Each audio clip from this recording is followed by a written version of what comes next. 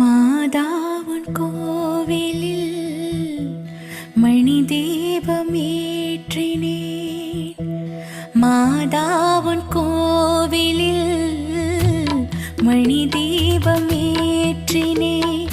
தாயென்று உன்னைத்தான், தாயென்று உன்னைத்தான் பிள்ளைக்கு காட்டினேன். மாதாவுன் கோவிலில்